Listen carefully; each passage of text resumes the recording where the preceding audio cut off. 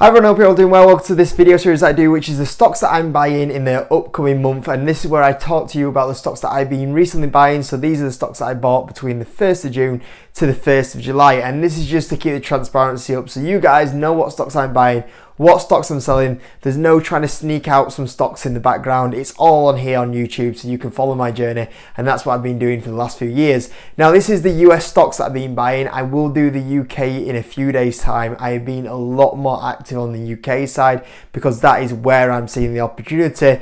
But there was a few US stocks that I did nibble in the last kind of couple of weeks. So hope you enjoyed the video as always, and all I ask is if you can smash that like button, that's absolutely amazing. And if you're new around here, subscribe and we'll get started. Now, as always, if you want to know what stocks I'm buying in real time rather than waiting for the monthly updates, the place to be is on the Patreon. You join through there, it's only £5 a month, which I think is really good for the value and the content that you get on there. You get a Discord with 500 members on to talk about stocks, and as well as that, you get 2 exclusive videos a week. One of them is the live Q&A session, which we will be dropping at 9 o'clock tonight, and if you do miss it, don't worry, you can always catch the replay, and also another video every week as well. So I think for £5 a month, and what you get on there is very good, especially compared to the other patrons out there. And I guess that's why it's the highest subscriber to Patreon count out there on the stock market scene at the moment. So give that a go if you want it. It's only the price of a pint, or even cheaper potentially if you do live in London. But we'll get started onto these stocks. So first of all, Hims and Hers, it's not on here. I thought Hims and Hers was going to be on here, but I looked through my buys and sells, and I actually realized that this came on the 29th of May, so it doesn't qualify for this month's video. So I was quite surprised by that, but I just thought some of you might have asked a question about that one, and that's why it's not featured in this video, because it actually featured in last month's video. It was out of to feature by 2 days, so sorry about that. The next one is, or the first one this month, is PayPal. No surprise here, this is a stock that I've been trying to build up into a massive position. In fact, it is a top 3 position and potentially could come my largest position. We'll see what happens at the moment. But PayPal, and sorry by the way, I had to use Yahoo Finance. I don't know what is going on with Google Charts, but it was not allowing me to use PayPal's chart. It just wasn't appearing at all. So using Yahoo Finance chart, you can see PayPal has been on a massive downtrend recently. If we zoom back a little bit further, you can see here this was on the 19th of the 7th, so 19th of July 2021. Peaked around $300, which is crazy to say.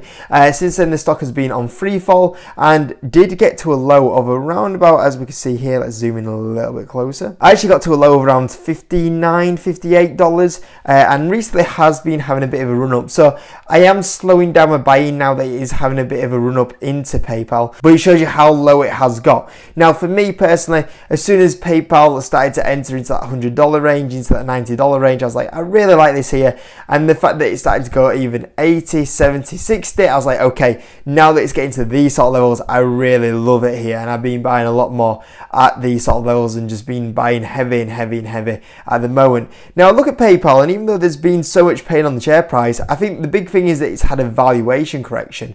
But look at this now that it's had a bit of a valuation correction, because I think you just got to too high valuations. I think it's gone way to the other side now. I think this has just gone way too cheap. I'm looking at the recent company's earnings, and the recent Q1 quarter was absolutely fantastic.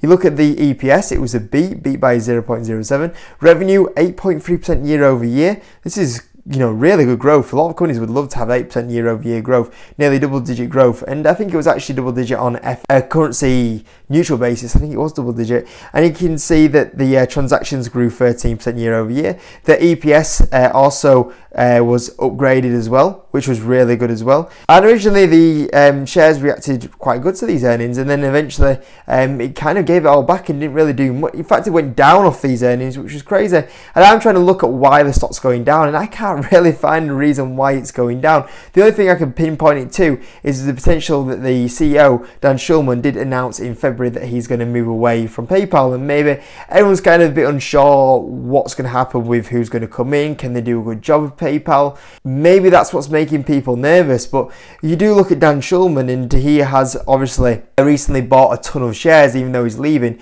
which is really positive. He actually bought $2 million worth of shares, which is very positive. And you're looking at thinking, who would not want to buy this, want to own this company right now? Because you're buying a company that is on a major discount, really cheap. You're going to get a good salary. The company's growing really well. You know, you look at the past performance, it's been very good. You look at the future growth. You take out the little dip of profitability that they had as they reinvested into the company, and the growth is going to be, you know, start to drive up more and more. You're going to be doing free cash flow of around about 5+ billion and buying back a ton of shares. Really good rates going forward, decent dividend. And you look at the valuation it's trading at, you know, you're getting the company now that is currently total enterprise value 2.5, normally is 6. You look at enterprise value to EBITDA is a 9, normally it's been 22. You look at free cash flow to market cap, it's a 12. Normally it's around about a 28. The company, so it's half the valuation what it was in 2019.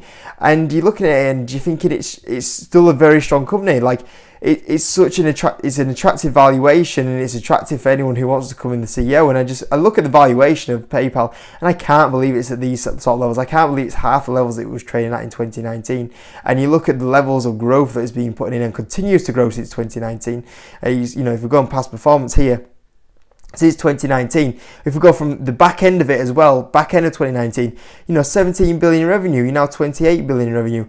You were doing 2.45 billion revenue, and right now you're doing 2.7, and that's on the profit dip. By the end of the year, you're going to be talking about the company's doing 3.7 billion in profitability, potentially 4.5 billion in profitability. It's just, I can't believe PayPal's at these sort of levels, and I think it's a goal and opportunity right now at these sort of levels. So I've been buying that one as well. The next one is MercadoLibre or Melee. So I did average up. I eventually decided to average up on Melee. The reason why it was having a little bit of a dip, and it seems to consolidate a bit around here, and I was like, even though I'm up a lot on this position, I want to own more of it because I think the future of it is very, very attractive. 96 times earnings. MercadoLibre obviously has Latin America. It's basically the Amazon of Latin America. So obviously it has the e-commerce site. But the really impressive thing as well is that it's also the PayPal, the fintech of Latin America as well. So you've got MercadoLibre, Amazon, and also MercadoLibre, the PayPal Latin America. And this in particular, Mercado Pago, has been growing massive amounts. So if you look at the recent earnings, fantastic beat by 0.84. Revenue as well grew 35% year over year, and you think of the tough comps as well of e-commerce, that's really good. The big thing is the total payment volume. Total payment volume now is up 96% year over year on an FX neutral basis, and the total payment volumes and the total payment platform is actually growing faster and will be bigger than this e-commerce platform. And the great thing about this platform here is that because payments and fintech have a lot better gross margins than e-commerce, the profitability has been going absolutely insane on the company. So even though it looks a bit expensive at 96 times earnings, it's not that expensive when you look at the growth and the growth beats that have been getting driven up now by MercadoLibre. You're going to be talking 400, we're going to go from 83 million profitability up to 482 million profitability, up to nearly 889 million profitability, up to 1.2 billion profitability. Very quickly the profitability is ramping up more and more because of how fast it's growing and the profitability from the payment platform. So this is actually really cheap when you look at the growth and the profitability that's been massively driven up at the moment with the revenue growth as well. And then you look at the metric point of view, this company is as on fire as what it has ever been. And same again, you're looking at before the whole CV situation, you know, you're looking at a 4 times enterprise value to revenue, about half of what it was. You look at the total enterprise value to EBITDA, it used to be 315, it's now a 27 for this company. 27 for a company that's driving up the profitability that much and growing that fast. You know, 30+% growth and that profit growth doubling every year. It's for the Amazon of Latin America. It's unbelievable kind of valuation here. You look at the free cash flow, 28 compared to when it was 86. Normalized earnings on a forward basis, it's 60 compared to 773. It is, I think this is cracking value for a company that is the PayPal and Amazon of Latin America with this profit growth and revenue growth. And that's why I don't mind averaging up, because I'm averaging up, but I think like the growth is very quickly going to make that stock look very, very cheap. And historically looks very cheap as well. The third one on the list is kind of another fintech, but it is a fintech platform. So I guess all three that have appeared on this list have some fintech in them so far. And at the moment, it is SoFi. So SoFi is a 7.8 billion market cap company. Originally, I started buying SoFi in this dip here, around $4. So the stock is up, for me, was up over 100%. And I started averaging up on this position. So that says a lot about where I'm at with SoFi. The stock originally dipped at this point of view, and I was like, this is a crazy dip. Basically, they came out with their earnings, they brought the Q1 earnings out, and this one the 1st of May, and the earnings were absolutely fantastic. There was a beat on EPS, revenue 43% year over year, the guidance were good, the guiding for Q4 profitability as well. Absolutely fantastic numbers. And originally the shares were acting really positive to the earnings, and then after that the actual shares then started dipping, and the shares were actually down 20%, and I went, wow, you know, I weren't going to buy SoFi just yet, and I thought I'm going to have to buy it because the stock has just dropped 20% for no reason, and these are really good numbers. And since then the stock did shoot up, but it has given a bit back, and since then I thought, you know what, I'm going to average up. I didn't want to sell. I could have took an easy 100% profit, but I want to hold this for the longer term because I think this company will do very well. The reason why it'll do very well is because of the platform and how easy it is for people to access multiple financial products on the platform: personal loans, banking, credit scores, private student loans, insurance, credit cards, mortgage loans. Basically, everyone's going to come into this platform and use more and more products as it attracts users, and the upselling and cross-selling it's going to have is going to be absolutely fantastic. Combine that with the fact that student loans is probably going to come back as well this year. Originally, SoFi was focused on a company focused on student loans, and then it lost this, and it lost around about 400 million of its revenue. This is what originally the company was based on, and this is also something that's going to come back in the company in the next 12 months. And this isn't even forecast inside the company now. So you think, well, the company's been growing at fantastic rates previously after losing its original main part of the platform. You know, it's been growing 43% year over year with the loss of the student finance. You add the student finance on, which is probably an extra 400 million, or that's where they were at previously, onto these numbers. You know, by the end of the year, or let's go 2024, you know, you're expecting that the company is naturally going to grow 20-30% naturally growth-wise, and then you add another 400 million or 500 million onto the revenue there. You're going to be talking about a company that's going to be probably putting over 3 billion that's not factored in. You're going to be doing about 3 billion in revenue, and then also you're going to have a company that's going to be also profitable as well, which is an absolute amazing combination. I remember being in Square when it was growing insane rates, and then also you had the earnings drive going forward. This is why I don't want to sell it. Like, if this comes back, this is going to be major for this company in the next few years, and nobody, the company aren't even put it in the guidance yet, which we're open about. Analysts aren't putting it in the guidance yet. It's going to be a really good couple of years for SoFi, I feel. So that's why I'm averaging up on it rather than selling it. The next two, stocks that I'm a little bit like, I bought them, but the ones that I'm a little bit less sure on, shall we say. So Disney, I did buy some shares in Disney. Disney has been falling since around 2021, and the shares are down 44% and back kind of down to where it was in the whole kind of CV levels, which is crazy. Now, Disney itself has had a big change. Basically, Bob Iger left, and then Bob Chapek came in.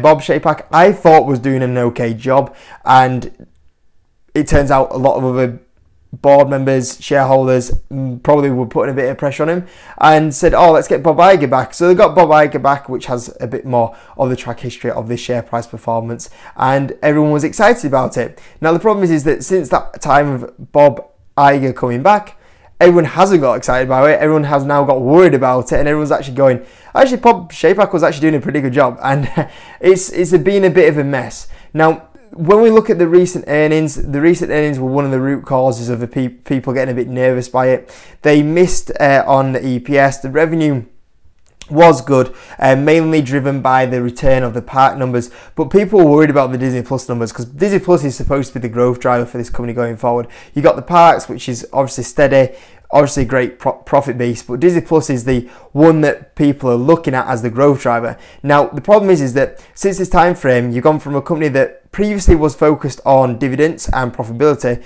to now you've got a bit more of a shareholder base that's focused on revenue growth, and that's obviously going to be driven by Disney Plus. Now, the problem is that since Bob Iger's come back, he's gone, oh, we're not going to be focused on revenue growth anymore, we're going to go back to profitability. So they've changed from shareholders that are more focused on profitability and dividend to more revenue growth shareholders. Now they're switching back to, you know, more shareholders that are focused on profitability and dividend. But the problem is they haven't got the profitability that they used to have. An example for that is that they're currently forecasting to do around about 4 billion in profitability, where previously the company used to do around 13 billion in profitability. So the problem is that they're not at the profit point of view to attract the investors that like it from a value point of view. And the problem is from the revenue point of view now, they've basically come out and said, oh, we're going to stop funding Disney Plus as much, and also we're going to raise prices and not focus on attracting users. So basically, even though in the recent Disney Plus or Disney Plus numbers that were in the earnings, the average Disney Plus user revenue did go up, the users stopped growing, and everybody got worried about that, especially the revenue growth the investors that are inside the company, because everyone was going, most people in here that have bought the stock now have gone, I want to buy Disney where it offers me 10 high single digit 10+% revenue growth as well as driving profitability. The problem is everyone's worried now, thinking, well, in the next few years, are we going to go back down to 2 or 3% growth in the company, but then a profitable company? And that's what everyone's kind of worried about. Everyone's trying to look at the direction of where Disney's going at the moment, and it's not very clear. Combine that with the content at the moment, I think a few people are worried that there's a bit of a hole in the content that's coming out at the moment compared to where they were only a few years ago, and I think that's worried a few people at the moment. Combine that with the focus that potentially they're reinstalling a dividend, it's a bit worrying on the direction of where they're kind of going at the moment with the company. Is it a company that's focused on profit but also the growth, or is it a company focused on profit and sacrificing growth and bringing back the dividend? And that's what everyone's kind of worried with, combined with the fact of, is there a bit of a stalemate on the content side of it at the moment, and that's the major issue at the moment. Now, I think they'll resolve the content issue. I think we are just kind of going through a bear patch, and I think that eventually they will make the right decision and get Disney Plus going back to good amounts of growth going forward with the content. And I look at this and thinking I always look at Disney as a longer term platform and the brands that Disney have, and I think they will be okay in the longer term.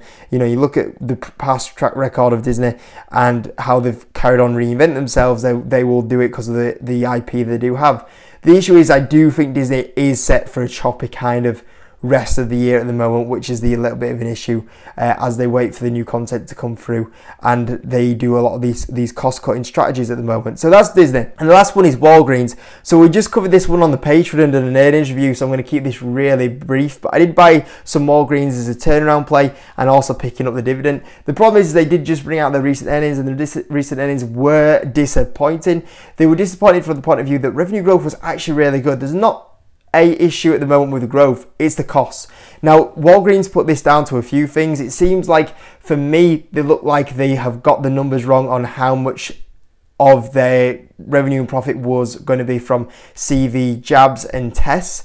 Also foot traffic potentially from that, and sales that were generated from that, and also just the general US consumer spending tightening going on, and macro pressures have affected the company, and that's affected the profitability, especially when you look at gross margins. So I look at the company at the moment, and it did get hit on the profitability, which was disappointing, and I think it's going to continue to get hit going forward in the next 6 months. However, in the longer term picture, why invest in this company? I think they will resolve those issues going forward, and the long term picture of having a company that returns to growth with the Summit Health and the Village MD, and then I think it will sort out the gross margins after this crisis that's going on at the moment, this consumer crisis and pressures that are going on. I think these will resolve in the next coming 12 months, and I think it will be okay from a longer term investment point of view, but I do think there'll be potentially a little bit more pain carrying on in the kind of next 6 months. So I did buy some Walgreens. However, what I am going to say now is that my plan of when I looked at the last earnings before the one that just come out, I thought this company could actually see quite a faster share price return. Now looking at that, I do think the company is going to be down here a little bit longer, looking at the pressures that are currently on it. So going forward, I will still hold Walgreens and I probably will buy it, but I'm going to be buying it at a slower pace after the earnings that did come out last week anyway. So yeah, Disney and Walgreens, I am still buying, but I'm being quite cautious on them. But PayPal, I'm loving it at the moment. MercadoLibre, if that dips, I'll buy all day. And also SoFi, if that dips, I'll buy that one all day. So yeah, but overall, like I said, for me, the focus hasn't really been on the US stocks this month. A lot of it has been on the UK. That's where I'm seeing a lot more of the value, and that's where I've been buying. So I will bring that one out for you in a few days time. So I hope you enjoy the video as always. Smash the like button if you're new around here, subscribe. Don't forget, if you aren't on the Patreon, get on there. You might be able to join us for the live Q&A session at the end of the day. If you do miss it, you'll be able to watch the replay anyway. And when we do the next one, whenever that will be in a few weeks time, you'll be able to watch that. It might even be next week, you never know. It might be the 2 exclusive videos that we do next week coming up anyway. So I hope you enjoyed it anyway, guys. Catch you in a bit.